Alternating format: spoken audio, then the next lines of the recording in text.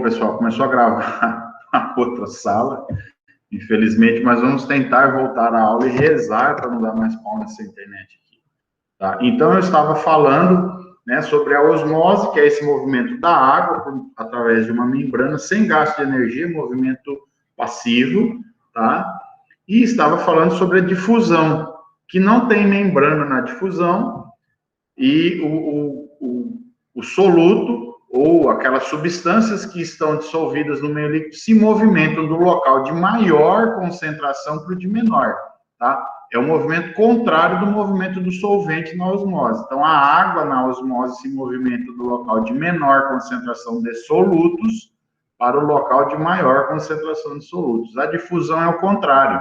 Então, eu tenho uma maior concentração de solutos num local e uma menor no outro. E esses solutos, aos poucos, vai se difundindo e esparramando e fazendo com que a concentração se iguale em todo o ambiente onde existe aquele soluto. Eu dei o exemplo do peido, né, da flatulência na sala de aula. Se alguém peidar lá no fundo, aos poucos, aquele cheiro horroroso vai se esparramar pela sala.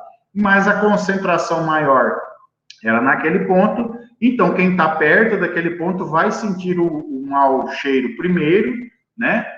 E vai sentir com mais intensidade, ao passo que quem está lá do outro lado da sala vai sentir o cheiro também, mas vai demorar para sentir o cheiro, e um cheiro com menor intensidade, tá? Essa é a difusão. Não tem membrana separando uma quantidade de soluto do outro. E um outro processo importante que envolve a água é um processo chamado embebição. Vocês estão me ouvindo perfeitamente aí, pessoal? Sim, sim, tá de boa. Então, o outro processo importante é chamado de embebição. E o que é essa embebição?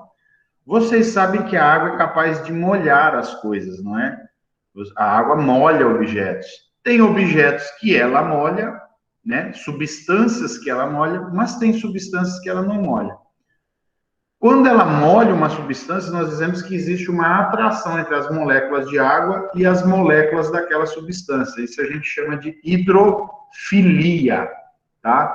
Então, existem substâncias hidrofílicas, tá? Essas substâncias têm atração com a molécula da água e a água molha essas substâncias, tá? E existem substâncias hidrofóbicas ou hidrofobia, que essas substâncias não atraem as moléculas da água e não molham. Por exemplo, o óleo e a água, eles não se misturam. Por quê?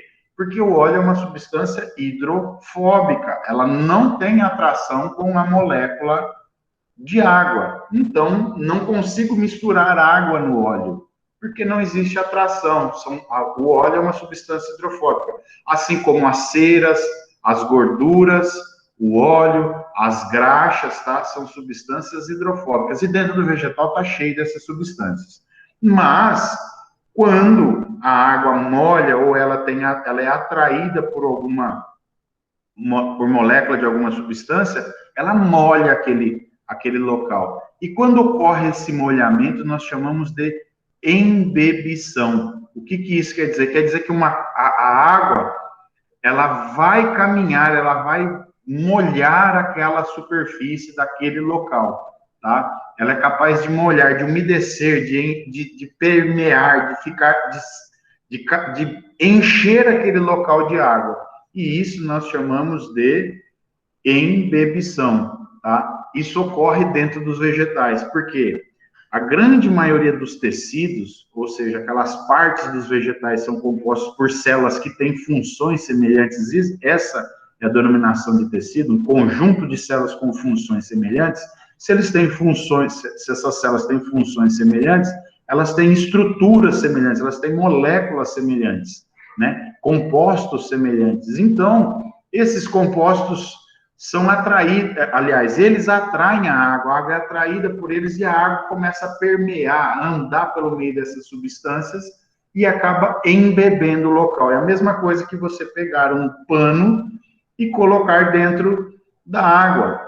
Esse pano vai ficar encharcado de água. Se você tirar ele do líquido, a água vai começar a pingar.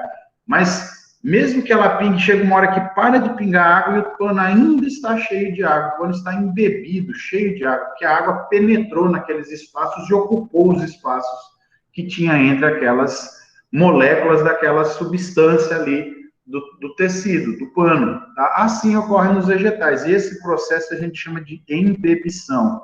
Tá? Eu vou dar um exemplozinho de embebição. Primeiro exemplo que vocês vão ver de embebição no vegetal é esse aqui, ó.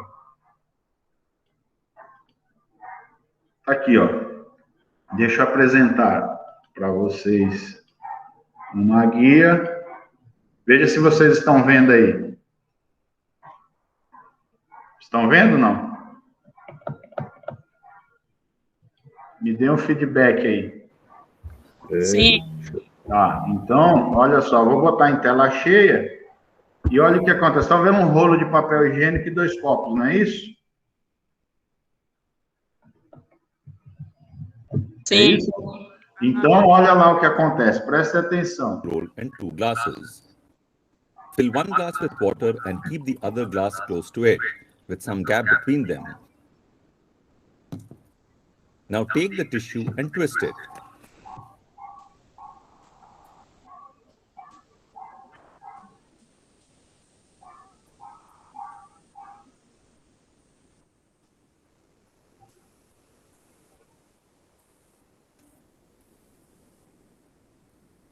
Put one end in the glass containing water and the other end in the empty glass. If you observe closely, you see the tissue in the empty glass gets wet as the water travels from the first glass to the second. Deu para ver que o papel começou a ficar embebido, ele foi se encharcando aos poucos com a água.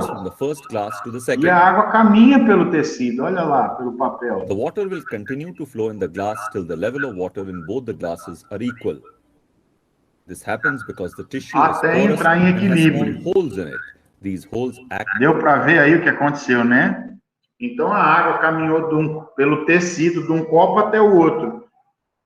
Essa propriedade da água, tá? E percorrendo por um tecido e encharcando esse tecido e absorvendo a água, nós chamamos de embebição. Isso ocorre, tá? Nos vegetais, nos animais, em todo ser vivo ocorre embebição. Porque as nossas células, pessoal, estão embebidas em água, todas as substâncias que tem ali dentro, tudo está circundado por água. Nós vamos ver mais adiante, hoje nessa aula, o porquê disso, tá?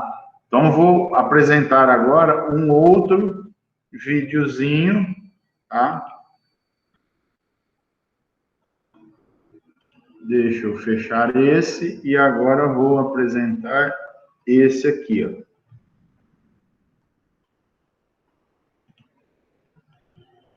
Estão vendo esse vídeo? Tá. Apareceu aqui agora. Dá para ver? Então, olha só. O que acontece aqui, ó? Nesse vídeo, eu vou botar em tela cheia aqui, ó. O que nós temos? Nós temos um embebente, que é o líquido, né? O embebido, né? E o embebente. O embebido é o que vai absorver a água. E o embebente é o que vai fazer, né? Com que o embebido é a substância ou o corpo, o objeto que vai absorver a água. Né? E o embebente é o líquido que vai embeber ele. Então, um exemplo clássico desse processo é esse aqui, ó. Ocorre no solo, no início do período produtivo, lá quando você vai instalar uma lavoura. Olha o que acontece lá, ó. O que é isso aqui, pessoal? Parece semente de soja, né?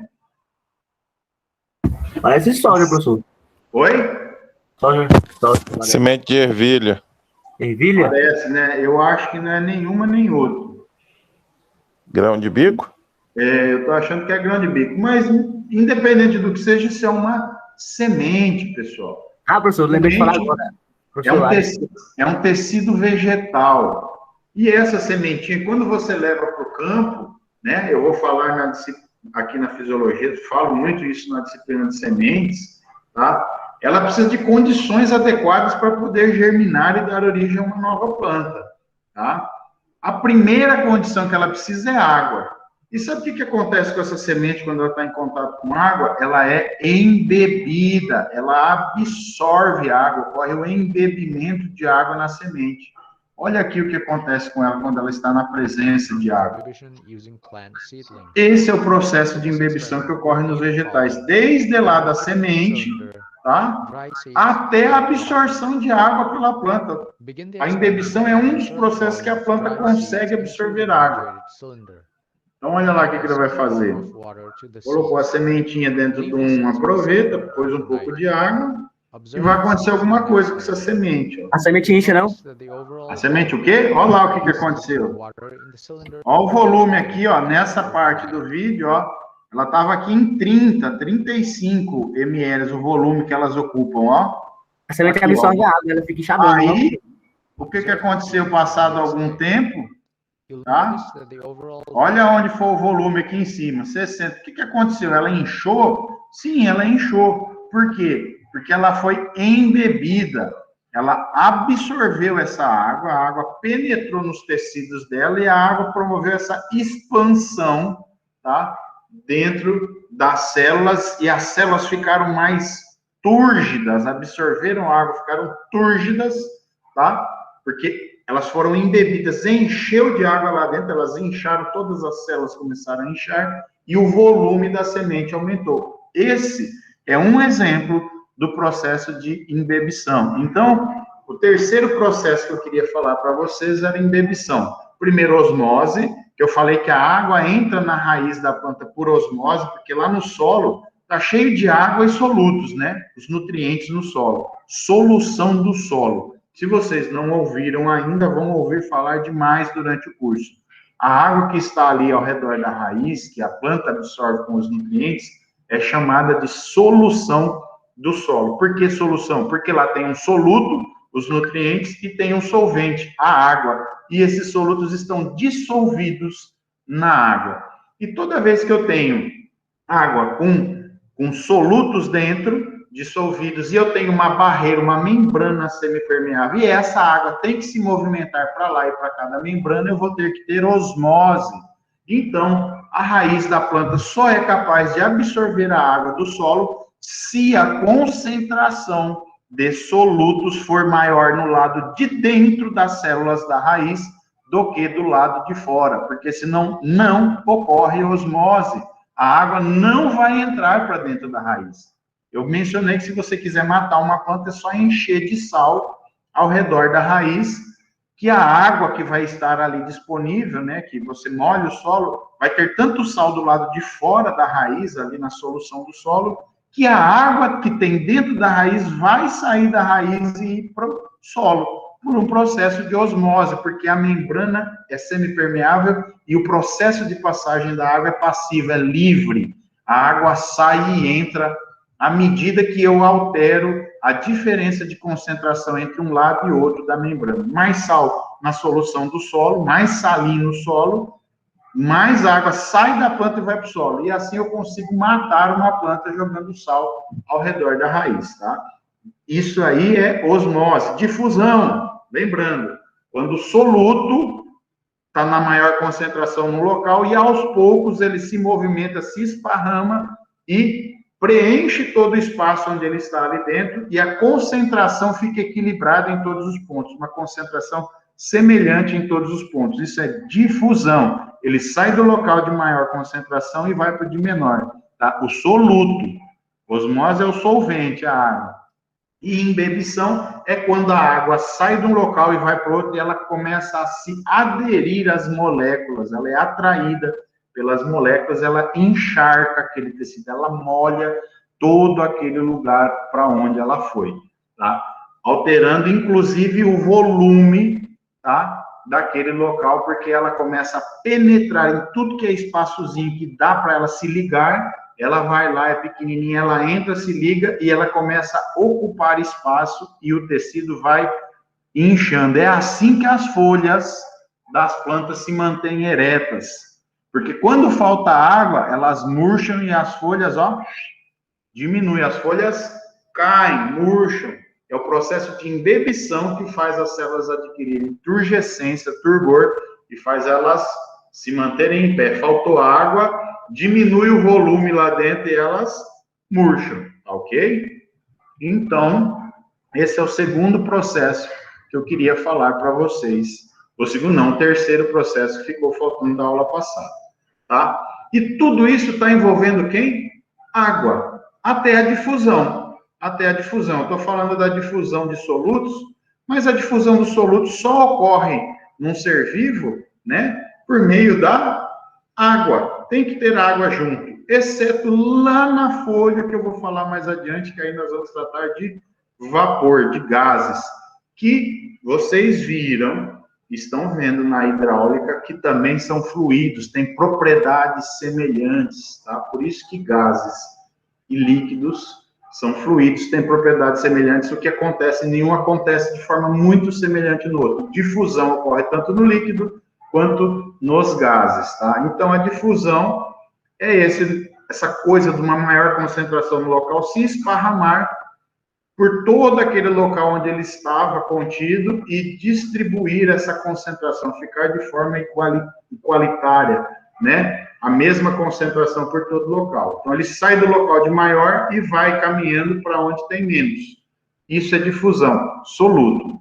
Embebição, essa capacidade das moléculas de tecidos, né, de estruturas, de organelas, absorver a água, fazer com que a água seja atraída e a água molhe toda essa superfície, aumentando, inclusive, o volume, beleza? Os 3 processos básicos. Agora, por que eu estou falando disso tudo? Isso tudo envolve água. Porque a água, pessoal, é uma coisa... Deixa eu sair daqui da tela cheia. Porque a água é uma coisa importantíssima para as plantas. Não só para as plantas, mas para todo ser vivo. Vocês sabem que a água é a base da vida, por isso que vocês escutam falar todas as vezes, né? Deixa eu ver quem mais tá. Tem mais gente pedindo para participar da reunião ou não? Tá. Porque vocês ouvem falar todos os dias, né, que a água é a fonte da vida. Vamos ver se existe vida em Marte, ou se existiu, ou se pode albergar vida, ou isso. O que eles procuram? A primeira coisa, pessoal, água. Porque até onde se sabe o nosso conhecimento humano, não existe outro meio de surgir a vida sem a presença de água. Impossível. O homem não conhece outra forma até hoje. Tem gente que especula, mas são especulações, não existem comprovação nenhuma da possibilidade. Porque a água é o solvente onde ocorrem todas as reações bioquímicas. Tudo que ocorre dentro de um ser vivo só ocorre se tiver água. Se não tiver água, não ocorre nada. A vida cessa sem água. Não existe metabolismo, não existe fisiologia, não existe reação física e química para dar origem a um ser vivo ou manter o ser vivo vivo, tá? Depende de água. Então, nós vamos ver aqui, eu vou colocar um videozinho aqui bem rápido, né, sobre a importância da água, né, nos seres vivos. Deixa eu achar ele aqui. Por que a água é tão importante? Qual é a função dela nos seres vivos, tá? A nossa internet deu pau. E aí, o que eu tinha aqui fica todo mais lento. Eu tinha os vídeos salvos aqui. Vamos lá. Deixa eu fechar algumas abas. E rezar para essa internet colaborar. Deixa eu reabrir a página, ver se melhora. É extremamente importante que haja menor pretensão de esgoto sobre a água, né?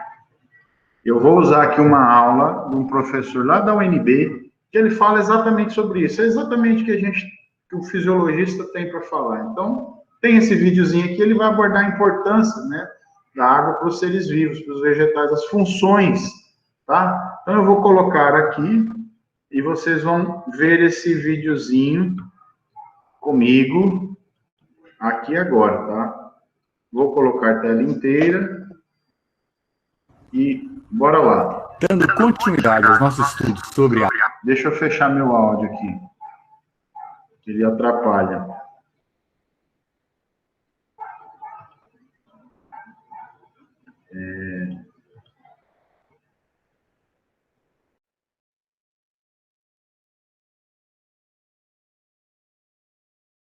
os nossos estudos sobre a água, nessa videoaula nós vamos focar nas funções da água nas plantas. Por que ela é importante para as plantas? Qual que é a sua importância do ponto de vista fisiológico?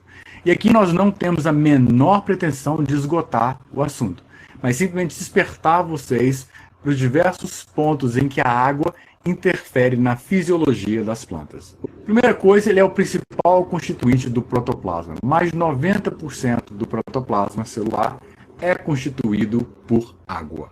Além disso, participa de diversas reações bioquímicas, como, por exemplo, a fotossíntese e a respiração. Na fotossíntese, ele participa como reagente, como um doador de elétrons para o processo, de onde o oxigênio vai ser formado. E no caso da respiração, ele é o produto, porque o oxigênio é o aceptor final de elétrons. Então, ele participa de reações bioquímicas, ora como reagente, ora como produto.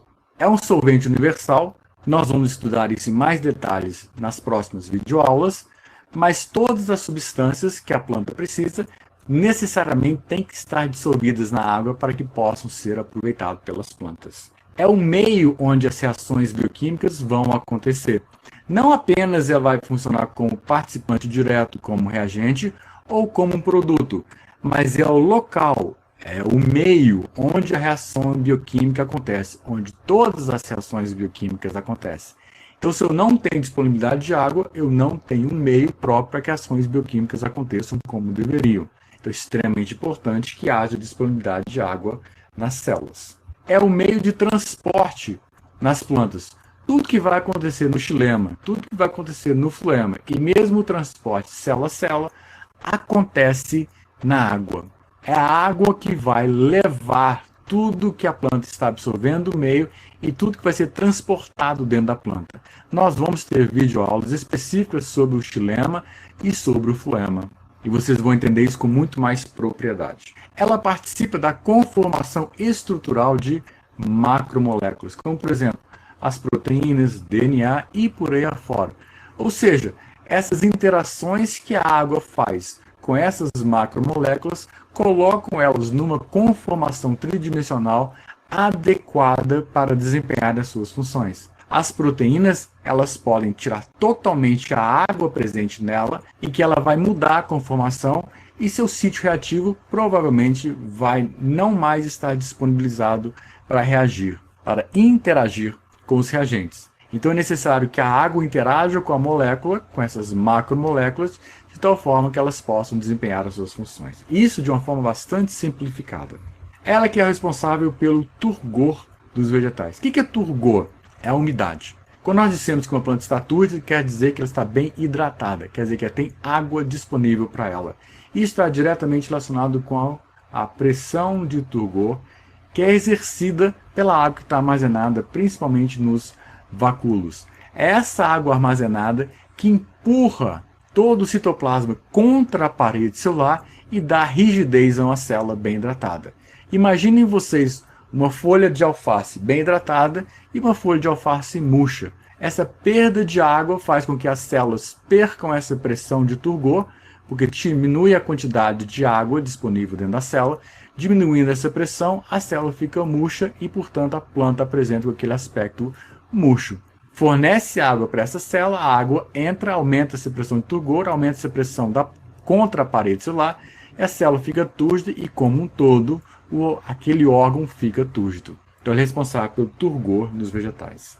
Além disso, ele participa de diversos movimentos nas plantas, como, por exemplo, que nós vamos ver em mais detalhes, em aulas mais à frente, a abertura e fechamento estomático. O estômago abre e fecha porque tem mais água ou tem menos água nas células guardas. O dobramento de folíolos, como, por exemplo, a Maria Dormideira. Aquela que você dá um tapinha nela e ela fecha. aquele fechamento rápido das folhas, porque existe uma migração de água entre células adjacentes, que faz com que surja uma força que leva ao fechamento daquele folículo. Isso é relacionado não apenas com a Maria Dormideira, mas com várias outras plantas que apresentam esse movimento de abertura e fechamento. A abertura e fechamento de flores acontece devido à presença de água. É a água que faz com que a flor abra, é a água que faz com que a flor feche. Se eu coloco água, a flor vai e abre. Se eu retiro a água, a flor vai e fecha. E isso está relacionado diretamente com o movimento de determinadas partes da planta. Além disso tudo, ela atua como um tampão térmico. O que é um tampão térmico? Tampão é alguma coisa que evita uma grande variação naquele ambiente. Térmico, de temperatura, alguma coisa que evita uma variação muito grande de temperatura no ambiente. E ela é responsável, portanto, pela homeostase térmica das plantas. Por causa de duas características que nós vamos estudar nas próximas videoaulas. Por causa do seu elevado calor específico e por causa do seu elevado calor latente de vaporização. Mas nós vamos falar mais disso quando a gente falar sobre as propriedades físico-químicas da água que interessam diretamente à fisiologia vegetal. Existem outros, mas nós vamos parando por aqui. Este gráfico, vocês vão ver ele mais vezes ao longo da disciplina. O que eu quero chamar a atenção é que no eixo X está escrito potencial hídrico. E o que é potencial hídrico? Nós vamos entender mais à frente. Mas é uma forma de se medir o status hídrico daquela planta ou daquele órgão. O potencial hídrico mede a disponibilidade de água presente naquele determinado órgão. Quanto menor o potencial hídrico, menos água eu tenho disponível naquele ambiente. Quanto maior o potencial hídrico, mais água eu tenho disponível naquele ambiente. Então, nesse primeiro momento, as plantas estão bem aguadas, estão bem hidratadas, elas vão perdendo água, e à medida que vão perdendo água, elas vão ficando parcialmente desidratadas. Então, vai aumentando o estresse hídrico neste sentido. E aqui são vários fatores, vários aspectos, várias características que são afetadas em função da disponibilidade de água. Como, por exemplo, a expansão celular. À medida que eu tenho plena disponibilidade de água, a expansão celular é normal. Mas, à medida que eu vou diminuindo a disponibilidade de água, a expansão celular vai diminuindo. Síntese de parede é a mesma coisa. Síntese de proteínas é a mesma coisa. Condutância estomática, ou seja, os estômatos permitem as trocas gasosas. Quanto maior a condutância estomática, significa que os estômatos estão abertos por mais tempo. Quando eu tenho plena disponibilidade de água, a condutância estomática é maior. E à medida que vai perdendo água para o ambiente, eu vou diminuindo a condutância estomática até um ponto que o estômago permanece fechado praticamente o tempo inteiro. Além de outros fatores que começam a aumentar em função do estresse hídrico, como, por exemplo, o acúmulo de ácido abscísico. Só como exemplo. Ácido abscísico é um hormônio vegetal que nós vamos estudar ao longo da disciplina, no terceiro módulo da disciplina, em que, à medida que a planta vai aumentando o seu estresse hídrico, ela começa a produzir mais ácido abscísico com um mecanismo de resposta à falta de água, e mais à frente vocês vão entender exatamente o que o ácido abscísico faz nas plantas. Basicamente era isso que nós tínhamos para passar para vocês nessa videoaula, e nos vemos na nossa próxima videoaula. Até!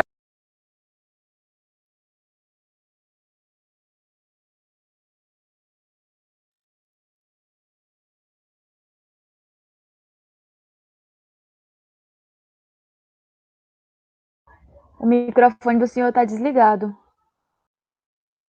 Muito obrigado, eu nem tinha percebido aqui. Deu para entender qual a importância da água para o vegetal, né? Então, ali são as principais funções da água do vegetal. Tem muitas outras, tá? Mas as principais são essas que nós vamos dar enfoque aqui no curso.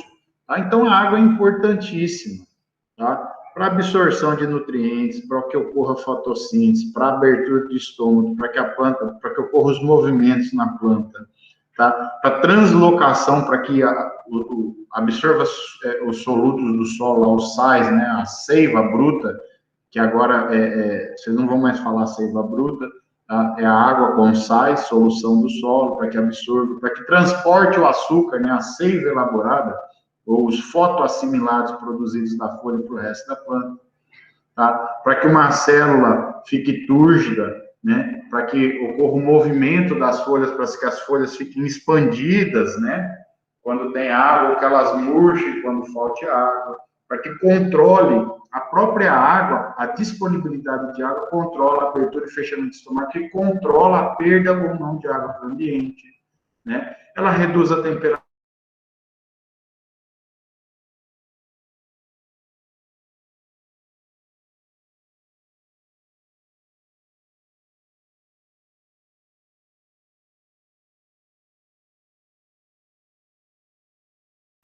O professor vai estar zangado, viu?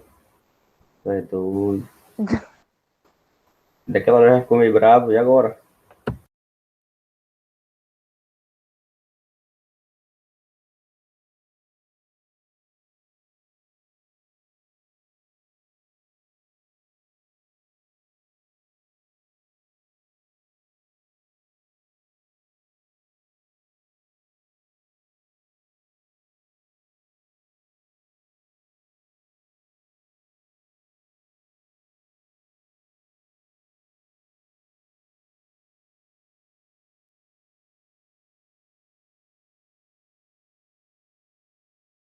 Eita, preula.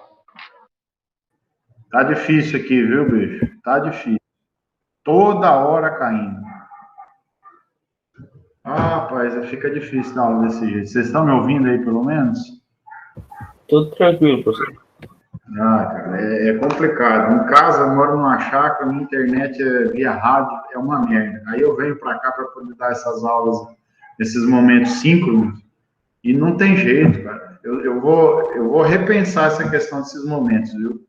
Porque todos os dias, em todas as aulas eu tenho problema. Que coisa absurda isso. Tá? Bom, então voltando.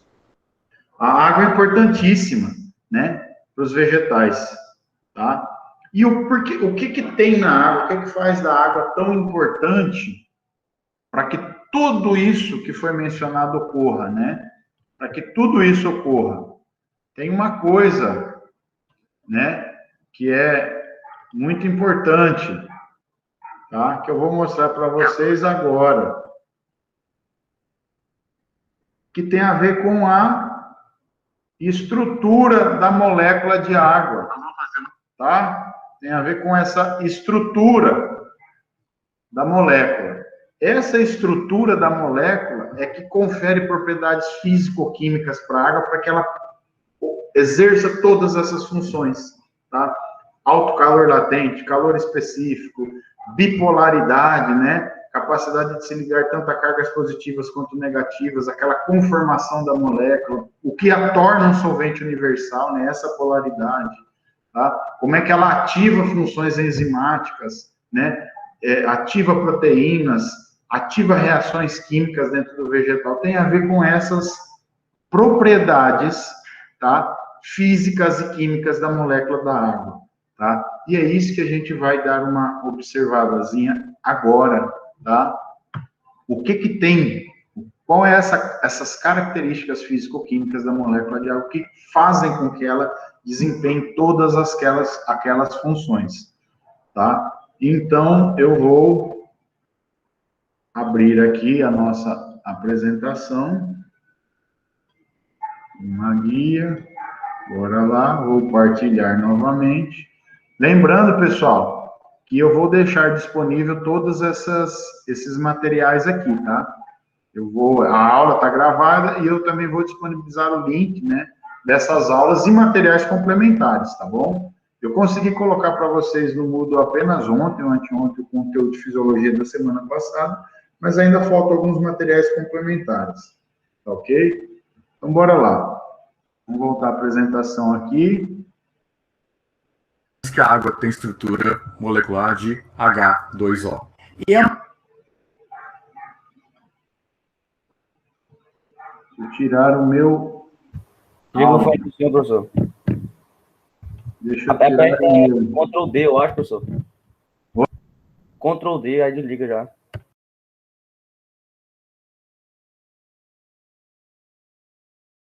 de H2O.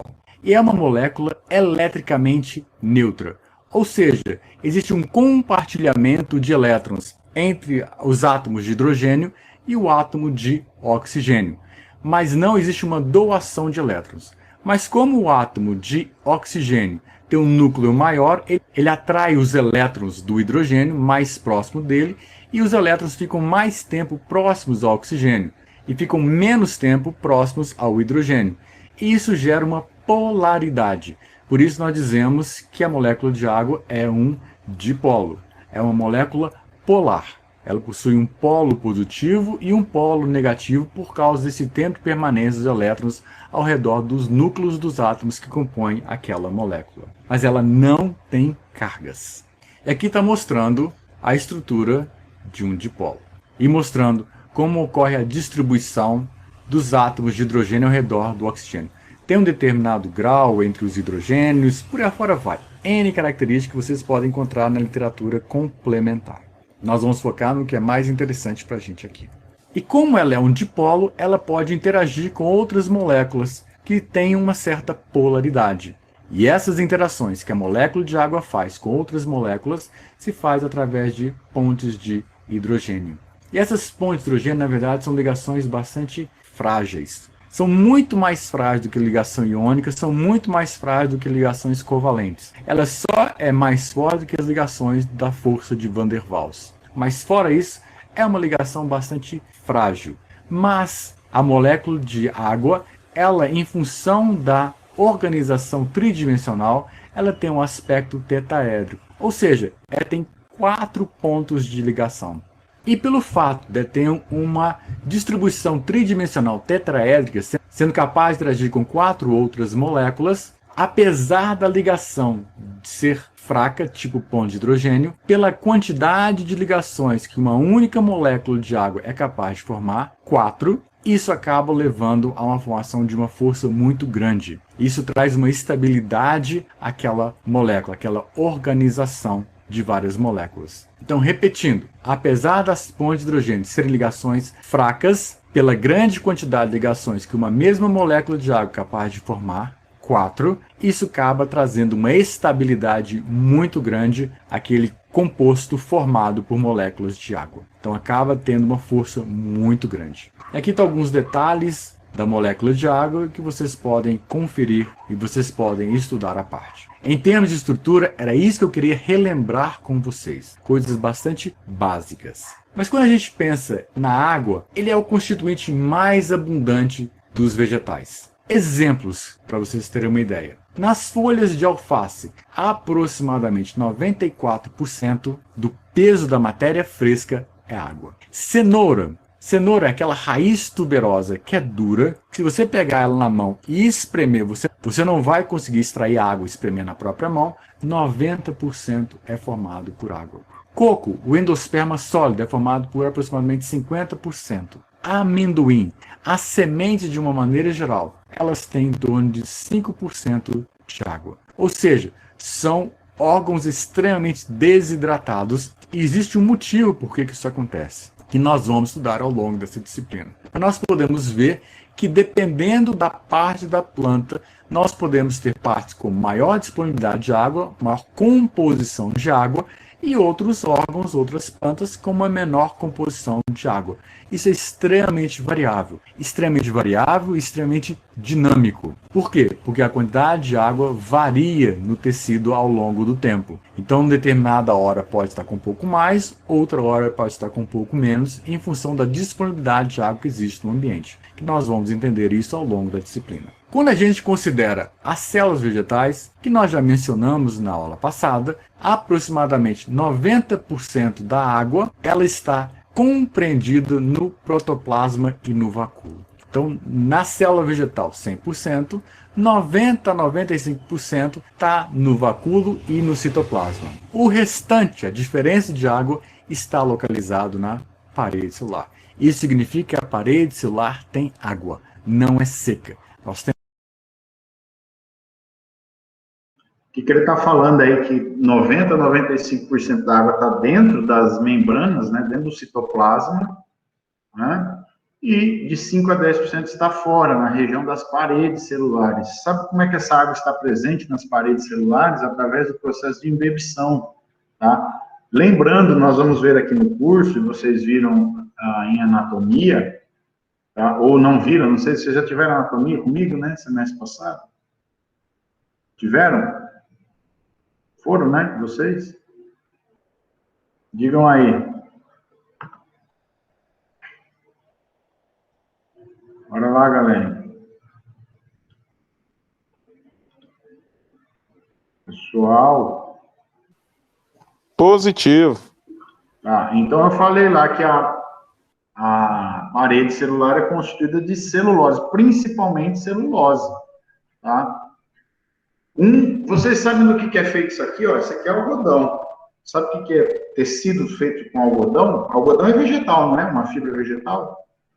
Sabe qual é a fibra que compõe o algodão? Celulose. A mesma que é utilizada para fazer o papel. Celulose. O algodão é celulose. E quando eu coloco o algodão na água, não falei do pano, que ele fica encharcado? Né? Por quê? Porque a celulose atrai as moléculas da celulose, atraem a molécula de água. Por conta dessas propriedades que vocês estão vendo aí agora, a molécula vai e se adere. Por conta dessa polaridade, dessa bipolaridade, né? Aí eles falam de duas ou de duas. Essa bipolaridade, tanto atraída por carga positiva quanto por carga negativa, ela vai lá e se liga e molha. Então, o tecido de algodão se molha, encharca, fica embebido, tá? E a parede celular é celulose. Ela fica embebida. Se tem água disponível para a planta, a parede celular fica toda encharcada, tá? Toda embebida, tá? Exemplo, quando você compra uma madeira, ou quando você serra uma madeira, ou vai utilizar uma madeira, tá? Você tem que deixar a madeira secar. Aquela parte que você usa da madeira, tirando o branco, que a gente chama de alburne, tá? A outra parte mais escura, que a gente chama de cerne, a parte central da planta, aquilo tudo célula morta, aquilo já morreu.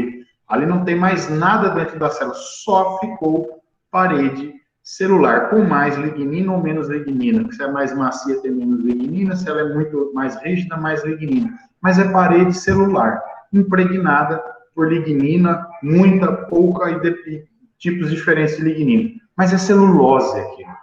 Quando você vai usar uma madeira dessa, quando você compra, a madeira, quando ela tem que secar, porque ela absorve água, ela tem água dentro dela. Se você não deixar ela secar, tá cheio de água ali na parede. Você vai usar ela úmida, né, com um elevado teor de água, tá? Ela tem um certo tamanho. À medida que ela vai perdendo a água, ela vai diminuindo o tamanho ou volume. Que é um exemplo, a porta da casa de vocês, nessa época, podem reparar nisso. A porta que é feita de madeira maciça, quando você vai fechar a porta, você percebe que a porta, muitas vezes, ou ela está raspando no batente, madeira com madeira, porque é como se ela tivesse inchado, aumentado o volume, tá? Ou ela está muito próxima. Aí você vai lá no mês de setembro e olha esse local onde, quando você fecha a porta, ela fica próxima ao batente. Esse espaço aumenta, diminui, né? O espaço, na verdade, aumenta porque a porta e o batente diminuem o volume, tá? Porque eles perderam água e não diminui a expansão, tá, desse tecido. Lembra que eu falei que a água promove a expansão dos tecidos? Tá? Então, quando a madeira está molhada, ela expande, quando ela está seca, ela perde volume. Então, a porta, nessa época do ano, está raspando no batente ou muito próximo, e na seca ela está longe do batente, às vezes até o ferrolho não prende mais a porta, ela fica tão distante que a porta não fica mais presa.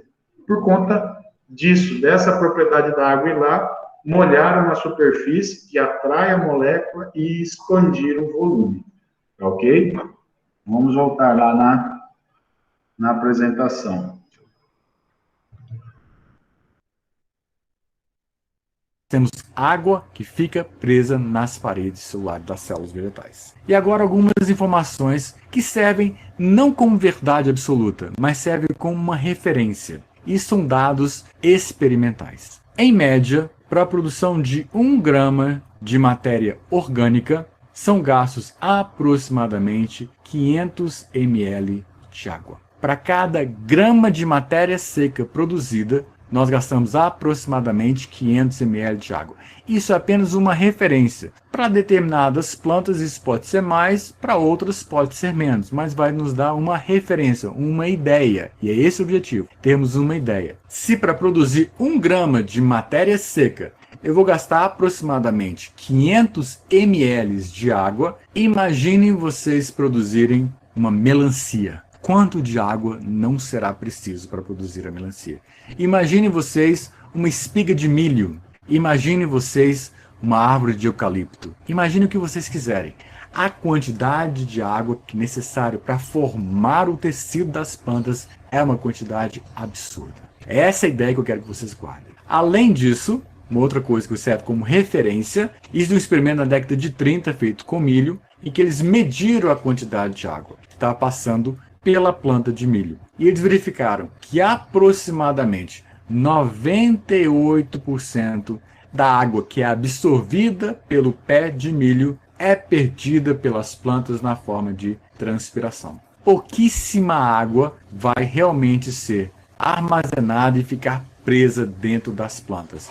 Aproximadamente 98% entrou pelo sistema reticular, subiu pelo caule e saiu pelas folhas para a atmosfera. Desempenhando as suas funções fisiológicas, nós vamos entender, mas não ficou na planta. O que eu quero é que vocês imaginem esse processo acontecendo, lembrando então que a água, na verdade, é o carreador de tudo que vai acontecer nesse processo. E neste caso específico, 98% aproximadamente passou pela planta sem ficar dentro da planta.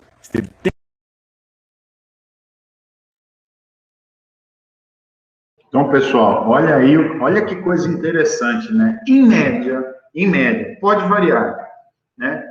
Para cada grama de matéria vegetal, para cada grama de ser vivo, planta, você gasta aproximadamente 500 gramas, né? 500 gramas para poder formar aquilo. Quer dizer, você gasta aproximadamente 500 vezes mais água, né, do que a massa que você vai ter formado durante as reações metabólicas lá.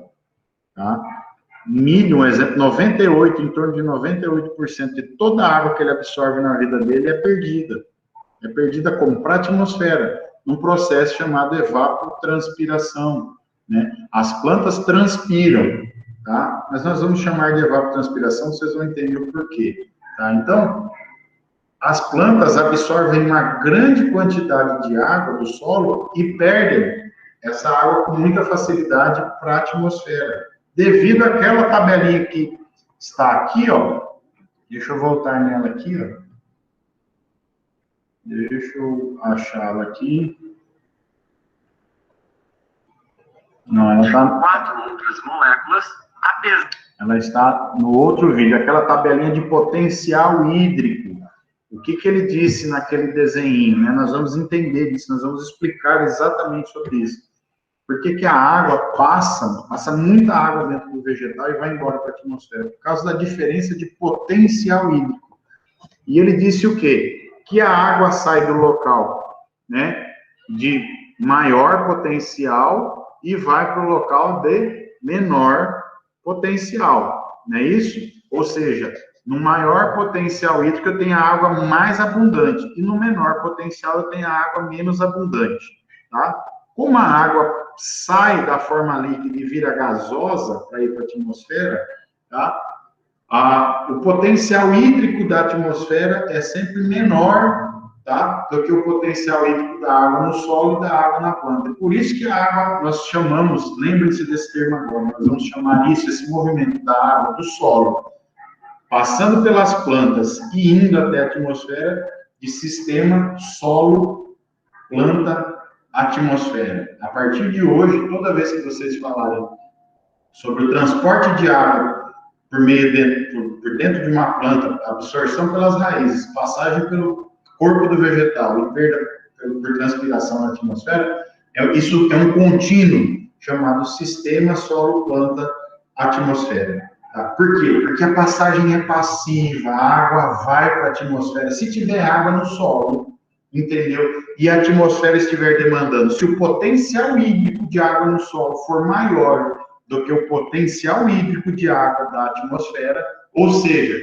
se tiver menos água na atmosfera e mais água no solo, a água vai passar por dentro da planta para ir para a atmosfera. Isso é livre. A planta não controla isso. Ela pode diminuir essa passagem à medida que a água diminui, né? A disponibilidade de água no solo e dentro dela diminui, ela reduz essa passagem. Ela pode até interromper, se não tiver mais água, tá?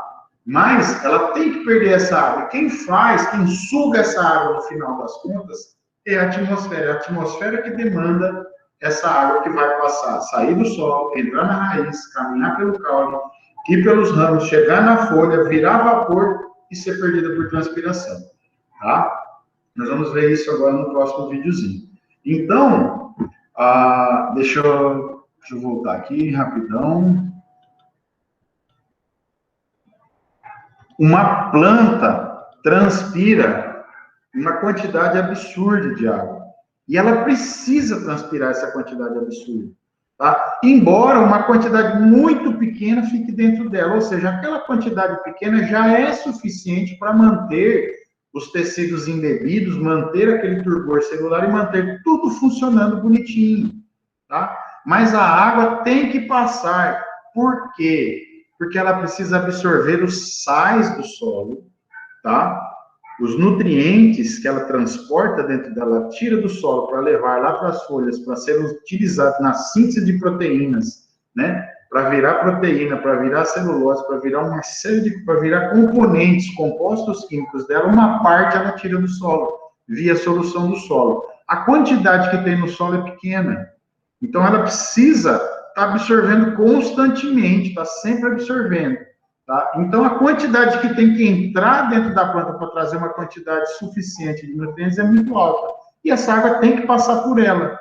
Porque se ela ficar retida ali dentro, ela não absorve mais.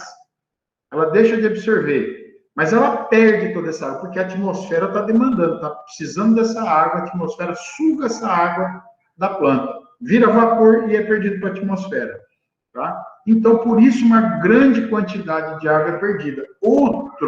Outra função importante da água, dessa grande quantidade de água perdida. Quando vocês estão no sol quente, debaixo do sol quente, altas temperaturas, e o sol está castigando, está judiando, o que vocês fazem? Vocês procuram uma sombra. Vocês entram na água, tomam um banho, vão para o ar-condicionado, né? E a planta? O que ela faz quando ela está no sol quente? Cara, ela não pode fazer nada, velho. Ela pode sair do lugar, ir embora, procurar uma sombra de outra planta? Não.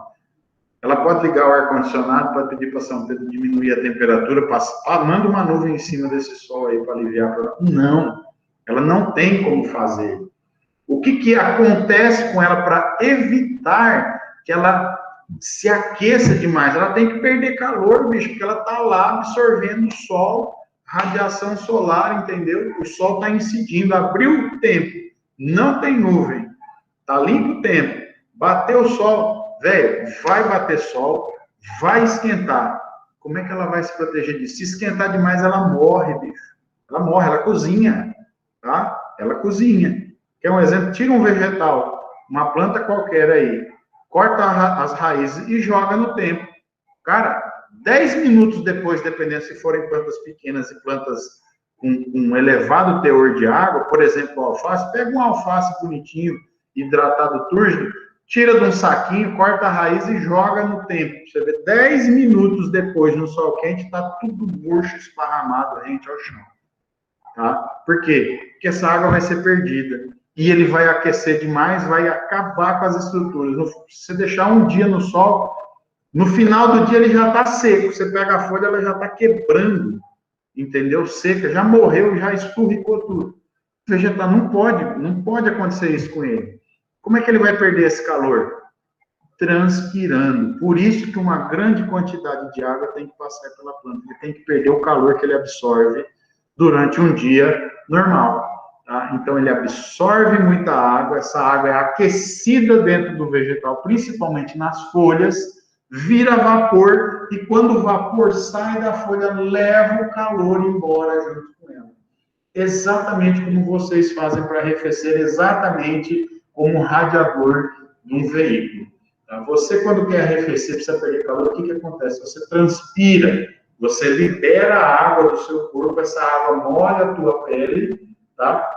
Essa água absorve o calor do seu corpo e evapora. O calor que ela absorve é capaz de passar da fase líquida para a fase gasosa. Ela recebe energia proveniente do calor do seu corpo e evapora. Quando ela evapora, o calor que fez ela passar da fase líquida para a gasosa é perdido. Esse calor foi gasto para ela virar vapor, tá? Passou para a fase gasosa, roubou calor. Então, a gente arrefece, a gente perde temperatura transpirando. Um radiador do veículo é a mesma coisa. O líquido aquece lá no motor, de repente ele passa por um radiador, que é aquele negócio, um monte de canaletinhas e gradezinhas, onde tem um ventilador gigante soprando o ar por ali. A água vem quente, quando passa pelo radiador, o ar passa, o calor da água aquece a grade do radiador, o calor é transmitido da água para a parede do radiador, para o metal do radiador, e o ar leva embora esse calor. Aquece a chapa, o ar sopra a chapa e leva embora o calor. E a água vem quente, passa pelo radiador, resfria e volta para ser esquentado no motor. Na planta é a mesma coisa, só que a água não recircula. A água vem do solo, aquece na planta, principalmente nas folhas, e vai para a atmosfera, levando junto o calor. Então, a planta tem que transpirar muito, porque ela não pode fugir do local onde ela está. Ela tem que resolver ali seus problemas, principalmente essa questão da temperatura. Então, o que ela faz?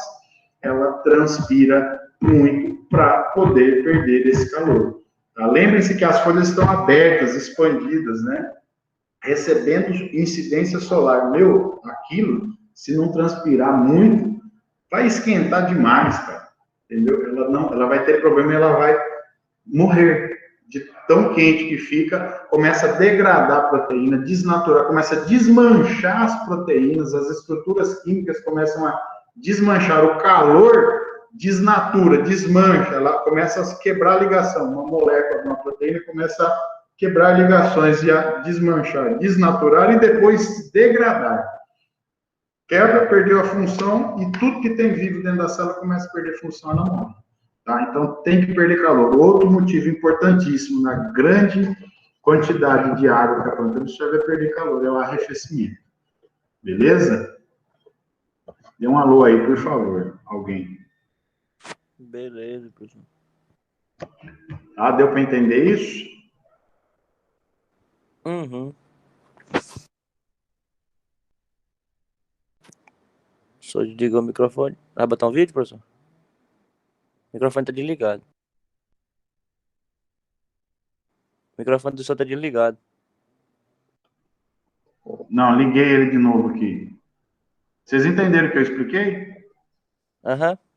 Sobre por que a planta perde muita água? Porque senão ela morre. Senão ela morre. Então, por isso que é uma quantidade absurda de água passa por dentro da planta. Vocês têm ideia de quanto transpira uma árvore adulta, grande, uma mangueira, por exemplo? Uma mangueira dessas mangueiras aí, uma árvore dessas gigantes aí, com um copo enorme, com muita folha. Tem ideia mais ou menos de quantos litros seriam? Não, professor. Se eu falar para vocês, tem árvores dessas que transpiram mais de 2.000 litros de água por dia. Se você plantasse ela dentro de uma caixa d'água de 1.000 litros, cheia de água, entendeu? Cheia de água. Só tivesse água ali dentro, uma caixa com 2 caixas de 1.000 litros, muitas dessas árvores iam secar essa caixa no final do dia.